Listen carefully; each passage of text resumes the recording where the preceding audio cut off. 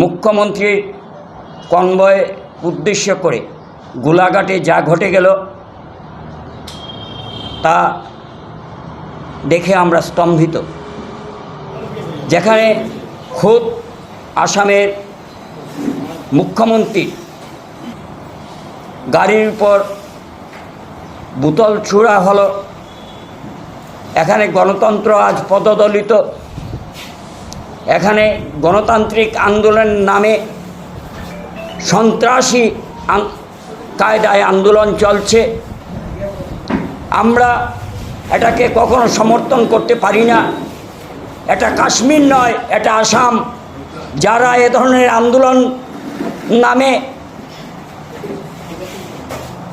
বোতল ছুঁড়ে মারছেন তাদেরকে আমরা হুঁশিয়ারি করে জানিয়ে দিতে চাই, আসামের মুখ্যমন্ত্রীর মান সম্মান আমাদের মান সম্মান।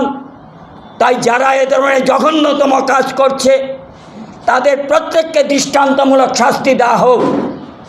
আজকে প্রদেশ সভাপতি হিসাবে গৌরব গগৈ চূড়ান্তভাবে ব্যর্থ, তার দলের কোনো নিয়ন্ত্রণ সেখানে নেই, উনি সম্পূর্ণভাবে ডিকন্ট্রোল।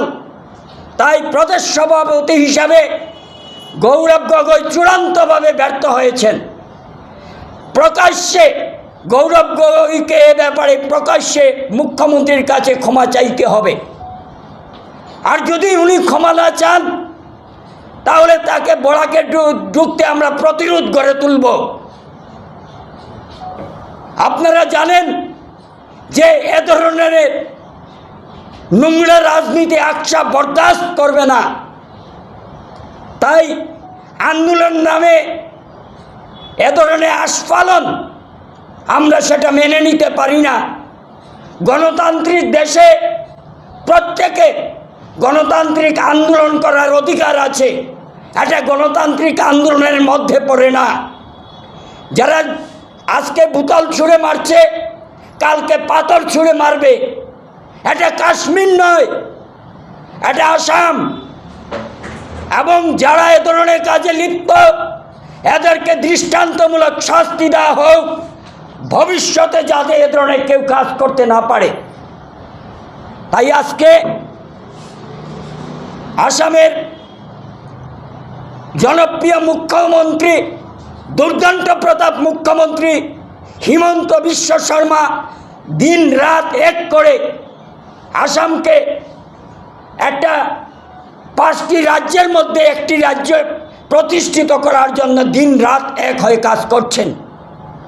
আর আজকে মুখ্যমন্ত্রীর সম্মান আমাদের প্রত্যেকের সম্মান। আজকে যারা ছুঁয়ে মেরেছে তারা একটা জাতির কলঙ্ক। তাই দৃষ্টান্তমূলক শাস্তি যদি এদেরকে দেওয়া না হয় তাহলে ভবিষ্যতে এ ধরনের কাজ আরও বেড়ে যাবে।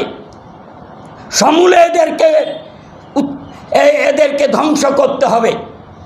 তাই আমরা মনে করি গোলাঘাটে যা ঘটে গেল, আসামের কোনো রাজ্যে যাতে এ ধরনের কাজ করার সাহস না দেখায় তার জন্য এদেরকে দৃষ্টান্তমূলক শাস্তি প্রদান করতেই হবে।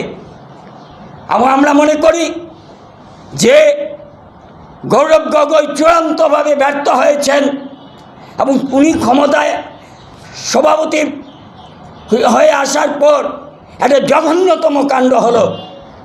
তাই আমরা আজকে এখানে কংগ্রেসি ভাইয়েরা যারা আছেন তাদের প্রতিবাদ করা উচিত ছিল, কিন্তু এরা কোলো পেটে বসে আছেন।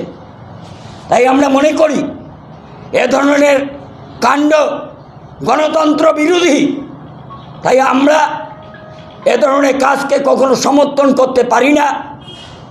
যারা এর সঙ্গে জড়িত আছে এদের প্রত্যেককে দৃষ্টান্তমূলক শাস্তি দেওয়া হোক।